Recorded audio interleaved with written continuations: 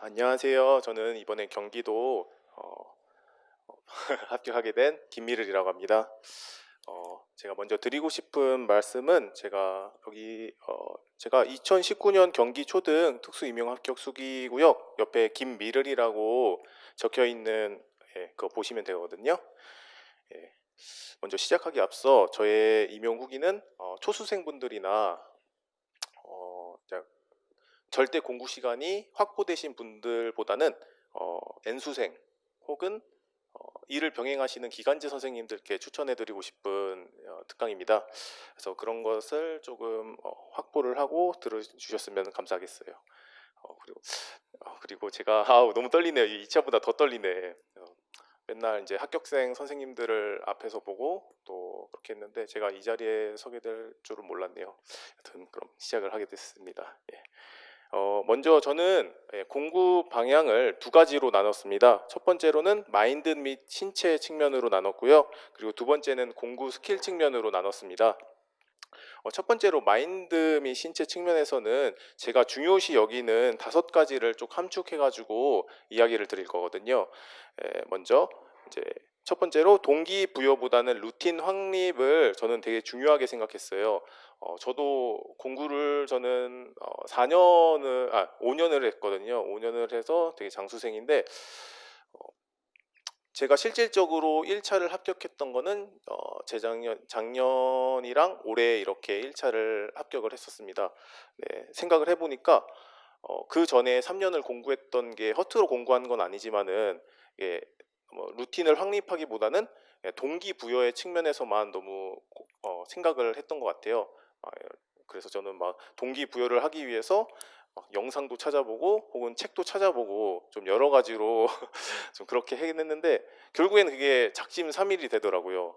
오래 못 가고 또 그것을 지키지 못하는 내 자신에 대한 약간 그런 현타랄까, 약간 그런 게 좀 생기더라고요. 그래서 올해 제가 생각한 거는 동기부여의 측면에서 조금 집중을 하기보다는 그 동기부여를 통해서 제 자신만의 이제 공부 루틴을 확립하는 것에 좀 초점을 뒀습니다. 이게 굉장히 중요한 것 같아요. 저 같은 경우 어떻게 루틴을 확립했냐면은 저는 이제 기간제를 하면서 공부를 했었거든요. 그래서 뒷장을 보시면은 제가 하루 일과 일정표라는 게 있어요. 그래서 하루 일과 일정표를 저는 이제 5시부터 이제 일어나서 6시 이제 아침 운동에 대해서는 이따가 또 말씀을 드릴 건데 꼭 아침 운동을 거르지 않고 했고요. 또 이렇게 뭐 세면 후 학교 출근 그리고 학교 도착해서는 이제 총론, 암기, 뭐 장특법 하고서 이제 수업이 모두 끝난 한 2시 40분부터 이제 퇴근 4시 반까지 이제 그날 할 공부를 조금 차례대로 순차적으로 깊숙하게 공부를 하는 것이 아니라 오늘은 어떤 것을 공부할지 대충 이렇게 한번 머릿속으로 그려보는 식으로 공부를 했어요. 그리고 5시부터는 이제 뭐 서브웨이나 김밥 한 줄로 점심을 가볍게 해결을 하고 또 이제 6시부터는 이제 앞장으로 또 가 보시면은 일주일 일정표 유지 스케줄이라고 해서 일주일 스케줄을 제가 이렇게 일주일마다 분량을 이렇게 정해놨었거든요. 이러한 스케줄대로 진행을 해서 총 이제 12시까지 공부를 해서 저 같은 경우에는 그래도 하루에 빠짐없이 한 8시간에서 9시간 정도의 절대 공부 시간을 좀 챙겼던 것 같아요. 이런 같은 경우는 그래서 제가 앞에 말씀드렸던 게 이제 루틴을 확립해야 되는데 선생님들도 솔직히 이제 1월 달부터 2월 달까지 공부를 하시는데 1월 달에는 되게 이제 새로운 마음으로 공부를 열심히 해야지 이런 생각을 가지셨을 거예요. 근데 이제 지금 기본 이론 거의 다 끝났나요? 다 끝났잖아요. 이제 이러면은 조금 막 공부에 집중을 하지 못하고 그럴 시기란 말이에요. 그래서 선생님들께서 이럴 때 자신의 1, 2월 달에 공부 습관이 어땠는지 혹은 나는 하루에 8시간 이상은 못 앉아 있겠다 이러시는 분들 같은 경우에는 조금 더 이제 자신의 공부 스타일을 바꾸시는 데 또 초점을 두는 게 저는 중요하다고 생각합니다. 그래서 1월 달부터 2월 달까지는 공부를 집중적으로 하기보다는 그냥 아까 말씀드렸다시피 공부 패턴 나는 어떻게 공부를 해야 되는지에 대해서 좀 심도 있게 생각을 해봐야 될 것 같아요. 저는 이런 거 없이 3년 동안 공부했다가 좀 기본 토대를 제대로 못 잡거든요. 그래서 선생님들께서는 부디 이제 1, 2월 달은 다 지났지만 이제 남아있는 기간에더라도 자기가 어떤 공부 스타일이 맞는지에 대해서 편해야 되거든요, 공부가. 일단은 편해야지 공부가 잘 되니까 그런 스타일을 좀 파악을 하셨으면 좋겠어요. 예, 그래서 첫 번째는 이렇게 넘어가고, 두 번째는 스트레스를 해소할 수 있는 자신만의 방법을 만드는 게 굉장히 중요하다고 생각합니다. 이게 저도 이래 임용 후기를 여러 선생님들의 임용 후기를 봤었을 때 꼭 이제 빠지지 않고 등장하는 부분이 이런 스트레스를 해소할 수 있는 자신만의 방법을 만드는 게 꼭 나오더라고요. 선생님들께서 저 같은 경우에는 여기 적혀 있다시피 일주일 스케줄이 모두 완료가 되면은 저 같은 경우에는 다음 주 하루는 그냥 술 먹었거든요. 제가 술을 되게 좋아해가지고. 그래서 선생님들께서는 그런 안 좋은 그런 해소 방법 말고 좀 좋고 좀 긍정적인 방법을 찾으셨으면 좋겠어요. 그래서 하루쯤은 자신을 위한 그런 강화를 주면 좋을 것 같아요. 그리고 이제 세 번째로 하루에 1시간 정도 운동을 하는 거라고 나와 있는데, 이거 같은 경우는 저 굉장히 중요하다고 생각해요. 이것도 뭐 빠짐없이 나오는 부분인데 이게 임용이라는 게 단기간에 그런 확답을 받을 수 없는 시험이잖아요. 근데 1월 달부터 6월 달까지는 어떻게 뭐 끈기 뭐 끈기를 통해서 할 수 있다고 쳐도, 이제 7월 달, 8월 달 여름 지나고 또 9월 달, 10월 달 이제 문풀 뭐 문제풀이 그리고 뭐 모의고사 이런 거 보면은 기운이 빠진단 말이에요. 선생님들께서는 그 전에 상반기 때 충분히 1월 달에서 6월 달까지는 자신의 체력을 키울 수 있는 방안을 마련해 주셨으면 좋겠어요. 저 같은 경우에는 아까 일정표처럼 5시에서 5시에 일어나서 이제 1시간 정도 러닝을 하니까 굉장히 좋더라고요. 선생님들께서는 뭐 요가나 혹은 뭐 수영이라든가 그런 유산소 운동을 좀 하면은 굉장히 효과를 볼 것 같아요. 예, 그리고 네 번째, 하루에 적어도 공부할 수 있는 9시에서 10시간 정도의 절대 공부 시간을 만들어 놓는 게 굉장히 중요하다고 생각해요. 그러니까 지금까지 위와 같은 사항들 같은 경우에는 초수나 그냥 모든 선생님들께서 굉장히 중요한 부분일 수도 있는데, 이 부분에 있어서는 기간제 선생님이나 혹은 이제 장수생분들 그런 분들이 조금 눈여겨 보실 필요가 있으실 것 같아요. 저 같은 경우에도 하루에 7시간, 솔직히 이제 10시간을 절대 공부 시간을 마련하기가 쉽지가 않거든요. 그래서 뭐 어떤 분은 뭐 14시간, 15시간 그렇게 공부를 하신다는데 저는 진짜 때려 죽여도 그렇게는 못 하겠더라고요. 그래서 저랑 약속을 했어요. 저는 그냥 그래 미래라 그냥 10시간 혹은 그냥 의자에 앉아 있는 시간은 10시간으로 하고 순수 공부 시간을 잴 때는 그래 네가 8시간 정도로 할 수 있게 하자. 그 안에서 너가 공부를 했었을 때는 못할지라도 시간을 충족시키면은 그거는 이제 하루 일당치가 다 됐다고 그렇게 한번 저는 그런 식으로 진행을 했거든요. 그러니까 자기 자신이 그 일정치를 못하더라도 시간을 채우면은 자기 자신에 대해서 좀 그런 뭐라고 해야 될까요? 이런 현타 이런 게 덜 오거든요. 그래서 선생님들께서도 자기 자신을 좀 괴롭히는 공부법보다는 자기에게 맞는 시간대가 있거든요. 이런 절대 공부 시간도 선생님들의 역량마다 다 다르니까 그것도 한번 체크해 보시면서 자신이 최선으로 공부에 집중할 수 있는 시간을 확보하는 게 좋을 것 같아요. 왜냐하면 이 시험 자체가 제가 총 집중적으로 공부한 건 4년이지만 제가 5년을 공부했거든요. 5년을 공부하면서 느낀 게 공부 시간이 많다고 해서 그게 점수로 비례하는 시험은 절대 아니라고 저는 생각을 하거든요.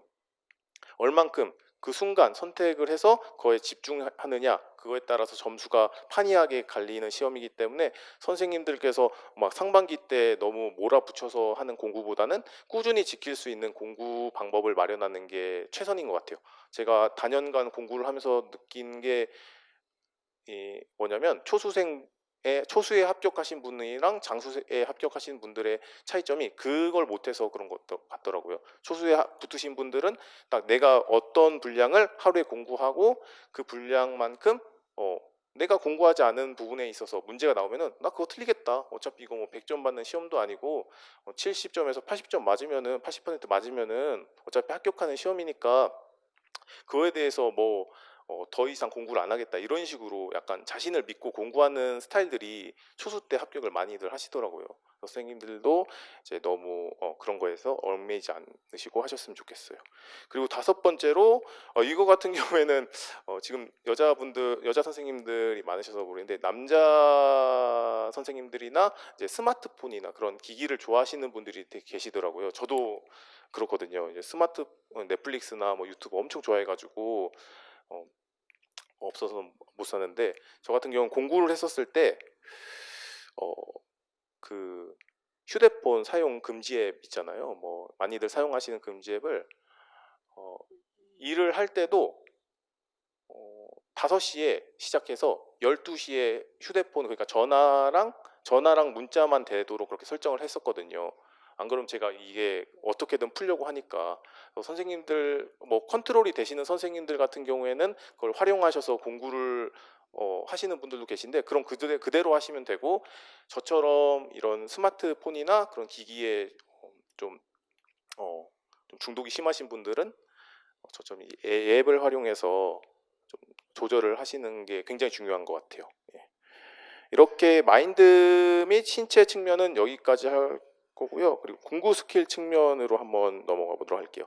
공부 스킬 측면에서는 첫 번째로 스터디 활용 측면이었어요. 저는 전 과목 스터디를 제가 아는 후배와 1대1 스터디를 진행했습니다. 1대1 스터디를 했는데 특학 스터디 같은 경우에는 이제 서진 교수님 기본 이론서를 바탕으로 제가 단권화를 하였거든요.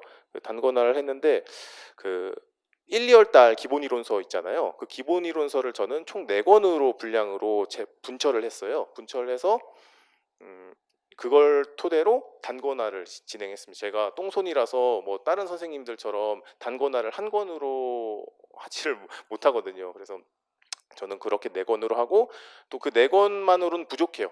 부족해서 강론을 저희가 들어갈 때 그 이제 두툼한 이제 그 자료들이 있어요. 그 자료들을 이제 오리거나 혹은 거기에서 중요한 부분만 포스트잇으로 이제 해서 붙여서 저는 그걸 통해서 공부를 진행을 했거든요. 그래서 뭐 단권화도 좋지만 제 생각으로는 저희가 뭐 단권화를 이쁘게 만드는 게 목적은 아니잖아요. 저희가 그걸 들어가서 인출한 다음에 쓰는 게 목적이지 그냥 단권화를 이쁘게 만든다거나 그런 것은 좀 의미가 없다고 저는 생각을 하거든요. 물론 그걸 빠른 시일 안에 상반기 때 이제 마무리를 하신 분들 같은 경우에는 상관이 없는 이야기이긴 하지만요. 그래서 저같이 이제 똥손이라던가 아니면 진짜 정리가 미숙한 분들은 단권화 같은 경우를 이제 서진쌤 되게 정리 잘 돼 있으시잖아요. 그러니까 그거를 보고서 이렇게 하는 것도 나쁘지 않다고 저는 생각을 들어요. 그리고 다음 장으로 넘어가서 이게 유지 스케줄이라고 해서 일주일 스케줄을 아까 간략하게 설명드렸는데 저 같은 경우엔 이게 중요한 게 뭐냐면은 오전에 장특법 총론 혹은 특과정을 공부하시는 분들이 계신 분들이 많고 혹은 어떤 분들은 아예 장특법 총론 특과정이 짜잘한 부분을 아예 오후 뒤로 미루시는 분들이 계시더라고요. 이 같은 경우에는 선생님들의 이런 기호에 맞게끔 진행을 해주시면 될 것 같아요. 저 같은 경우에는 아침에 좀 하기 싫어하는 과목을 집중적으로 조금 배치를 했거든요. 장특법 총론 같은 경우에는 제가 이제 출근을 해가지고 학생들 오기 전에 1시간 정도 이렇게 보는 걸로 빠르게. 그리고 논술 같은 경우에는 이제 아침에 시간이 남을 경우 하거나 아니면 저희 지금은 논술로 이렇게 딱 도배를 해놨는데 저도 논술을 일주일 내내 쓰진 않았어요. 한 3번? 3번 정도로 해가지고 이거는 적절하게 배치를 한 거였고 그리고 이제 특학 같은 경우에는 파트를 나눴어요. 파트 1 보면은 이제 이 서진 쌤이 진행하시는 그 부분 그대로거든요. 전 정서자폐 그리고 학습장애 같은 경우는 읽기 파트를 나눴고 그리고 PBS 같은 경우에는 이것도 3파트로 나눠서 행동지원의 기초. 그래서 이 학습장애랑 그 PBS 같은 경우에는 굉장히 중요한 부분이라서 저 같은 경우에는 이거를 하루에 한 권씩 다 안 끝냈어요. 끝낼 수도 없을 뿐더러 이거를 끝낸다 하더라도 그거는 제대로 본 게 아니어서 저 같은 경우는 이렇게 읽기 부분, 쓰기 부분, 수학 부분 혹은 사회성 기술 그 부분으로 이렇게 나눠가지고 그 하나하나 매일 볼 수 있도록 그렇게 지내놨고요. 분절화시켜서 공부를 했습니다. 그리고 PBS도 마찬가지고요. 세 파트로. 초과정 같은 경우에는 저는 이번에 그 초과정에서 되게 도움을 많이 받았거든요. 초과정 같은 경우에는 굉장히 분량이 많잖아요. 네, 제 생각은 그렇거든요. 초과정 공부가. 그러니까 어찌 됐든 간에 저희 모두가 그분 걸 듣잖아요. 예, 그 백구팀 걸 듣는데 결국 따라가면 되거든요. 따라가면 되는데 결국에는 모든 선생님들이 그걸 보고 보는데 거기서 차이가 뭐냐? 그럼 거기서 이제 저는 특학에서 차이가 난다기보다는 오히려 요즘 세태로는 초과정에서 고득점을 하기 위해서는 초과정을 잘 해야 된다고 생각하거든요. 저 같은 경우에는 그러니까 특학은 기본이고 특학은 그냥 서진 교수님 쭉 따라가면 되고 초과정 같은 경우에는 주지교과 네 과목은 매일 하나씩 하고 또 예체능 같은 경우에는 두 개로 했어요. 두 개로. 이제 여기 밑에 보면 알겠는데 초과정 파트 1은 국어랑 도덕 있는데 제가 집중적으로 봤던 거는 이제 그거거든요. 그 첫 번째 기본 1, 2월 달에 듣는 있잖아요. 기본 이론 쪽 파트. 역량이랑 내용 체계랑 그리고 여러 가지 부분들에 있어서 뭐 나오는 거 있잖아요. 그 파트를 되게 중점적으로 봤어요. 왜냐면 강론 같은 경우에는 포기하시는 선생님들이 계시거든요. 네, 기본 이론 같은 경우에는 모두가 들고 가는 거니까 제 마인드가 뭐였냐면 모든 선생님들이 맞는 건 틀리지 말고 거기서 다른 선생님들이 모르는 나만의 필살기 같은 거를 몇 개 찝어서 갖고 가서 2, 3점만 더 받자. 라는 게 제 이제 전략이었어요. 선생님들도 기본 이론에 나오는 내용 체계, 역량, 이번에 역량 많이 나왔죠. 그리고 내용 체계도 많이 나왔고 이런 거는 저 같은 경우에 초과정을 거의 다 외우고 들어왔거든요. 기본 이론만 보면은 강론은 절대로 못 외우고 강론은 못 외우고 기본 이론 같은 경우에는 뭐 거의 다 외우고 들어가야 된다고 봐요. 저는 오히려 중요한 건 기본 이론. 제가 저랑 같이 스터디하던 후배가 있는데 그 후배는 중등을 목표로 공부를 했었는데 제가 초등에서 기본 이론만 보라고 했었는데 올해 중등은 떨어지고 초등이 붙은 거예요. 그것도 9점에서 10점 정도 저보다 더 잘 봤는데 그만큼 이게 특학을 기본으로 받쳐두고 초과정에서 기본 이론만 제대로 들고 가도 어차피 올해 국어나 수학 같은 강론 같은 경우에는 봐서 일반 초등 선생님들도 솔직히 풀기 어려운 문제거든요. 그래서 그런 문제는 어차피 모두가 틀리는 문제니까 역량, 뭐 내용 체계, 뭐 체육에서 뭐 심폐소생술 아니면 뭐 식염수 뿌린다 이런 거 같은 경우에만 가져가도 충분히 합격할 수 있는 시험이니까 선생님들께서 그런 초과정 같은 거는 이렇게 하루에 다 본다는 생각보다는 시간 안에 내가 볼 수 있는 분량을 조금씩 분절적으로 공부를 하시는 게 굉장히 중요한 것 같아요. 시간이 없으신 분들은 절대 공부 시간이 뭐 13시간, 14시간 되시는 분들 같은 경우에는 충분히 보실 수 있어요. 그거는. 그리고 이제 초과정은 그렇게 했고 또 밑에 특과정 보면은 저는 또 전략이 뭐였냐면 특과정을 국어, 영어, 체육만 봤어요. 올해. 그렇다고 뭐 안 보시면 안 되는데 저는 그렇거든요. 왜냐면은 특과정이란 게 실제로 시험에서 1, 2점 많으면 뭐 2, 3점 많이 나오면은 근데 외울 건 엄청 방대하잖아요. 특과정도. 그리고 하기도 싫고. 전 그래서 하기 싫어서 그냥 기본 교육과정 자체 그냥 공통 국어 영어 체육 빼고는 그냥 보질 않았어요. 이것도 어떻게 보면 선택과 집중이 필요한 거죠. 선생님들이 하시라고 하시는 게 아니라 이것도 선생님들께서 생각을 하시고 나 진짜 못해 먹겠다. 이거 특과정 못 하겠다. 이렇게 생각을 하시면은 안 하셔도 돼요. 그 대신에 초과정이랑 특학에서 그거보다 더 맞으면 돼요. 예. 그러니까 이런 식으로 조금 교수님이 하라 이렇게 물론 좋죠. 양질의 재료와 그리고 뭐 많은 자료들이 있지만은 그걸 솔직히 소화를 못 시키면은 무슨 의미가 있겠어요. 그죠? 그러니까 자기가 가지고 갈 만큼의 자료를 선생님들이 자기의 역량만큼 가져가시는 게 좋을 것 같아요. 어차피 저희가 뭐 15점, 18점 맞으신 분들도 계시지만은 저는 제가 이번에 그 8점을 맞았거든요. 근데 8점에서 10점 정도 맞아도 2차에서 평균만 하면 합격은 시험이니까 선생님들께서 굳이 힘들게 막 하실 필요가 없으실 것 같아요. 예. 그리고 서브노트 같은 경우에는 아까 말씀드렸다시피 특학으로는 서진 교수님 기본 이론서를 총 4권으로 압축해서 그랬고 강론 이제 포스트잇으로 붙였고, 그리고 초과정 같은 경우에는 단권화를 하시는 분들이 계시던데 와 진짜 그건 존경합니다. 저는 단권화는 못했고 기본 이론서랑 강론이 이제 강론이 나올 거거든요. 4월 6월 달에 강론이 나올 건데 일단 기본 이론을 책이 한두 권 상하권으로 돼 있잖아요. 그 백구팀 선생님들 같은 경우에는 그거를 또 분철을 해가지고 그 영역별로 나왔어요. 주지교과, 국수사과, 음이체, 영체, 실 해가지고 나눠서 일단 3, 4월부터는 강론은 3월 달에서 6월 달 보질 않았어요. 그 시간에 뭐 했냐면 기본 이론을 좀 암기를 하는데 초점을 줬어요. 내용 체계랑 역량이랑 모형은 반드시 가져가셔야 돼요, 선생님들. 그러니까 어렵게 안 나와요. 저 같은 경우에는 모형 안에 있는 그 뭐 발견학습 모형이다 하면 그 안에 세 번째 단계에서 어떤 거 뭐 특징 이렇게 제시해 주는 거 있잖아요. 그것까지 다 외웠었거든요. 왜냐하면 특과정을 안 했으니까. 예. 그런 식으로 거기까지는 안 나오겠지만 선생님들께서 뭐 하나를 빼신다 그러면은 그 하나는 더 어디선가 채워 넣어야 되는 거예요. 그래서 그거는 기호에 맞게 하시면 될 것 같고, 그래서 초과정은 단권화를 안 하고 이제 백구팀에서 하는 그대로 따라갔어요, 저는요. 대신에 이제 모형이나 역량이나 내용체계 같은 경우에는 따로 표를 만들어 가지고 그걸 수시로 봤어요. 뭐 이동할 때나 아니면은 뭐 버스를 탈 때나 그럴 때 이동을 하면서 봤습니다.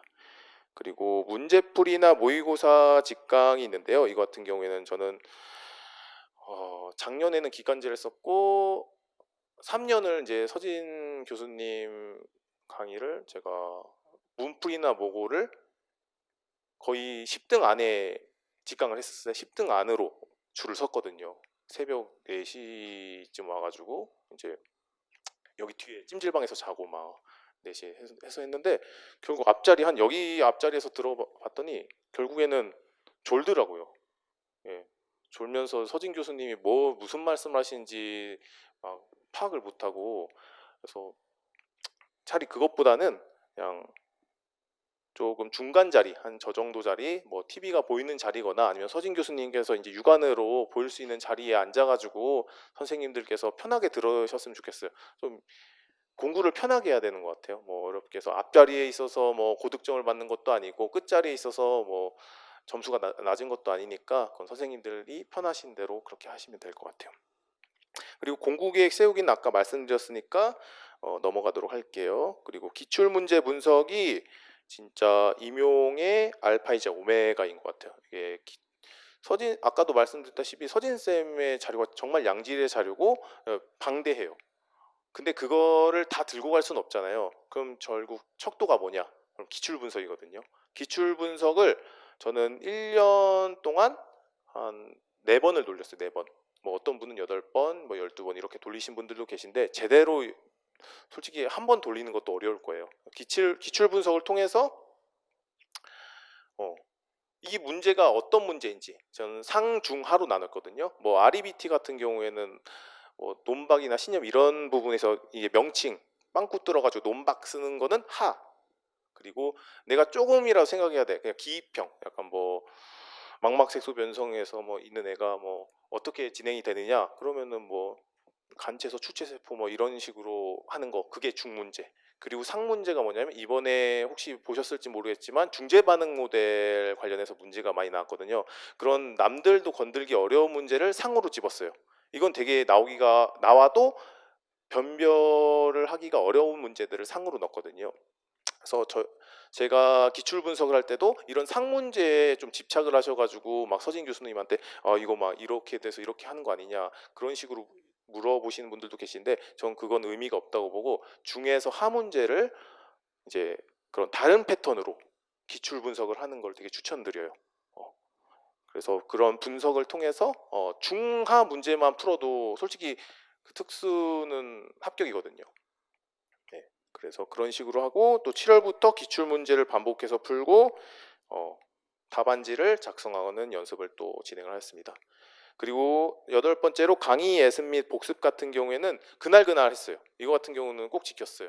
강의 전에는 예습을 했어요. 오늘 기본 이론 같은 경우에는 뭐 정생동이 나간다면 목차 있잖아요. 서진 쌤 이렇게 구조화 시킨 거, 이거 이렇게 나가는구나.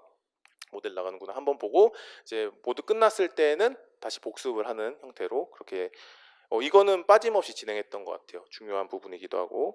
그리고 9번째는 자료 정리로 사소한 것이지만 이게 공부를 하다 보면 아까 말씀드렸다시피 서진 교수님의 자료가 엄청 방대해요. 거기서 나한테 필요한 게 뭐냐. 우리가 중등처럼 공부를 하면은 저처럼 되거든요. 장수생이 되거든요. 그러니까 초등은 중등처럼 공부하면 안 되는 것 같아요. 물론 고득점을 맞고 이렇게 디테일하게 세부적으로 들어가시는 분들도 계시는데 중등처럼 공부하지 마시고 딱 필요한 것만 아까 전에 뭐 기출 분석도 중하 문제 상에 너무 매몰되시지 마시고 그 문제를 풀 수 있을 만큼의 이제 암기 그리고 적용할 수 있는 부분에서의 적용 부분만 필요하면은 그 부분만 해결되면은 반드시 붙는 시험이니까 그 중등처럼 공부할 시간에 차라리 초과정을 하나라도 더 보는 게 더 저는 바람직하다고 보거든요. 그런 부분에 있어서는 선생님들께서 선택을 하시면 되고 마지막으로 10번째 이게 제가 진짜 오늘 꼭 말씀드리고 싶었던 거예요. 저는 이거 못해가지고 작년에는 컷으로 붙었거든요. 근데 올해 같은 경우에는 8점으로 붙었을 때 제일로 효과가 좋았던 방법이 뭐냐면은 이렇게 정확하고 간결하며 효율적으로 답안을 작성하는 방법. 제가 채점 조교만 한 3년을 했었거든요. 채점 조교를 하다 보니까 선생님들께서 어떤 한 방식으로 답안을 작성하는지에 대해서 조금 보이더라고요. 네. 고득점 선생님과 이제 저득점을 하시는 선생님들의 차이점이 뭐냐면은 고득점 하시는 분들은 근거에 맞게 그 지문에 맞는 그 근거를 끄집어내서 학생의 이름을 쓴 다음에 뭐 어디 뭐 본문에서 뭐 이러한 부분에 있어서 뭐 그러한 망막색소 변성이 생겼다. 그렇기 때문에 이제 그런 간치와 추체를 활용한 읽기 자료가 필요하다라는 식으로 그 있잖아 우리 PBS에서 학생들 문제행동 생각이 안 나네요. 그 뭐 이름이랑 뭐 조건 기준 했었을 때 그런 식으로 자기만의 기준점들이 다 있었거든요. 선생님들도 그런 조건과 기준 그리고 근거를 맞춰서 쓸 수 있는 답안 작성 스킬을 연습할 필요가 있으실 것 같아요. 정 모르면은 합격하신 분들이나 그런 분들의 이제 부탁을 하는 거죠. 저 같은 경우에는 작년에 이제 옆에 계신 분이 되게 고득점을 하셨거든요. 그분한테 일하면서도 이제 기출분 제가 이제 답안을 작성하는 걸 보여드리고 그 쌤은 이제 이 부분이 잘못됐다. 이 부분에 있어서는 본문에 있는 근거를 끄집어내 가지고 그렇게 작성을 해야 된다.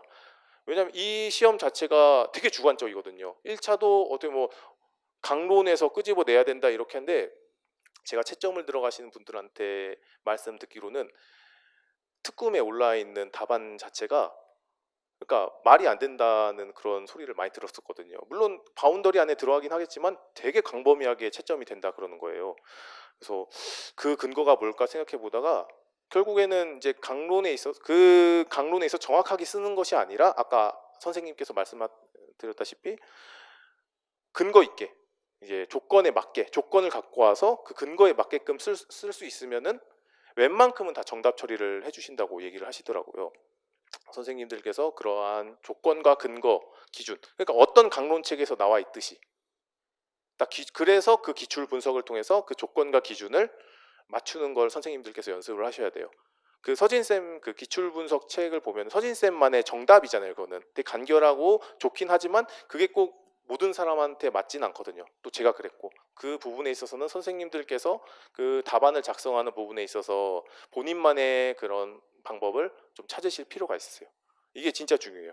이게 오늘 했던 얘기 다 잊어버려도 되는데 이 답안 작성 스킬만은 선생님들께서 꼭 그러니까 초수든 장수생이든 N수생이든 간에 다 상관없이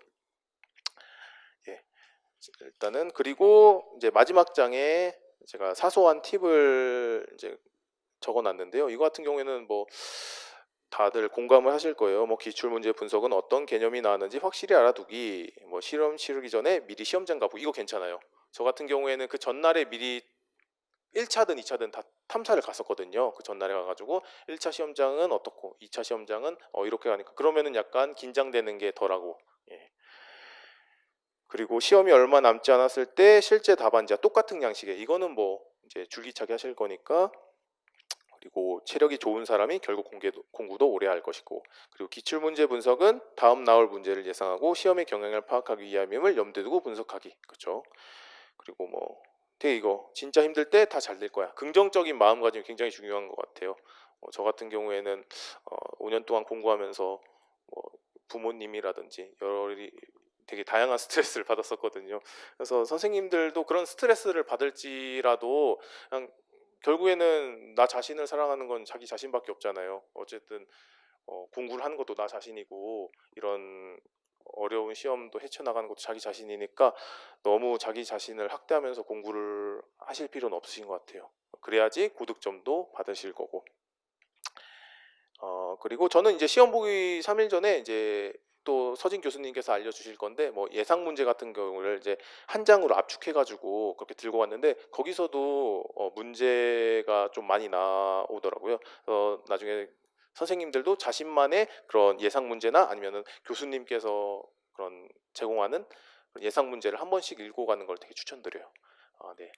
아무튼 저는 여기까지 하겠습니다. 선생님 감사합니다.